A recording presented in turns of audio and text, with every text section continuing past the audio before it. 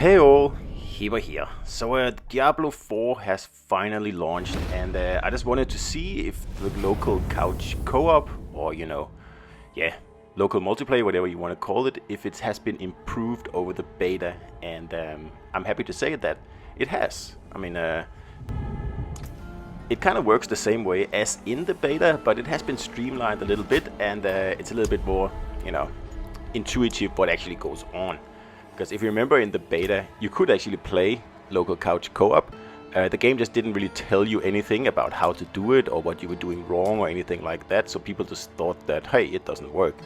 But the thing was, in the beta, like you had to wait for the second player to actually go through the queue as well. But the game didn't tell you anything about that at the time. And that's why it was just so confusing and people just gave up on it.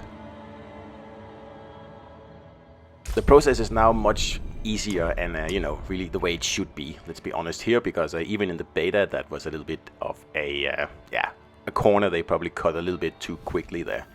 So you just create the player player really first, and then if you look down in the right corner, you can see P2 is connected, and all you have to do is press the start button if you play like PlayStation or Xbox, whatever, it doesn't matter. And then once you do that, you can see that you're logging into Battle.net and you're actually queued. Now the game shows you this. In the beta it didn't show you this. You just press the button and nothing happened. And nothing would happen until you'd been through the whole queue, which could be like 45 minutes, an hour. So there was no feedback at all, and I mean, no wonder people just didn't know what was going on.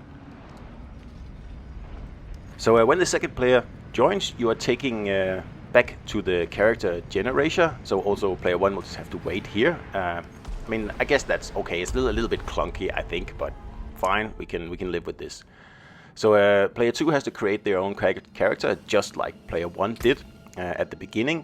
And if you already have characters, you can also just use them, but they have to be in the same tier.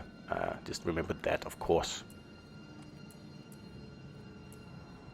Now, personally, I'm not a big fan of the user interface in Diablo 4. I think it looks very, very outdated. I mean, I don't like the font. It looks like it's just Arial or something like that.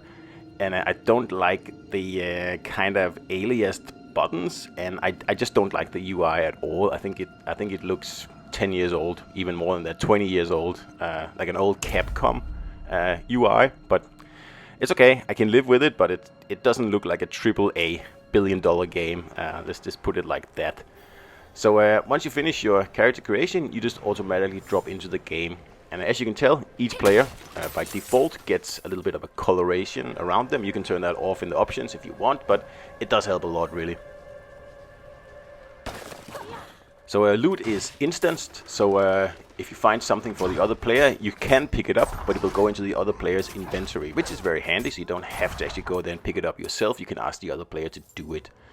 And another thing that's very handy, I didn't test this during the beta, but actually if, one player is busy or, caught up in their inventory, or they're thinking about their skills, or they're testing out, they're respecking or whatever, and the other player gets bored while this is going on, there's nothing stopping you from just going ahead and playing while the other player is in the menus. That's very, very handy, and I mean, it's a standard feature, really.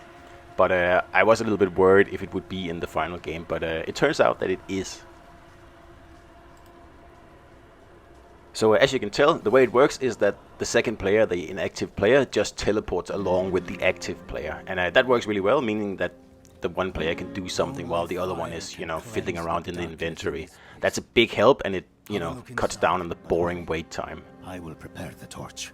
So that was just a quick look at local couch co-op. Much more to come, so hope you enjoyed it, and I'll see you out there.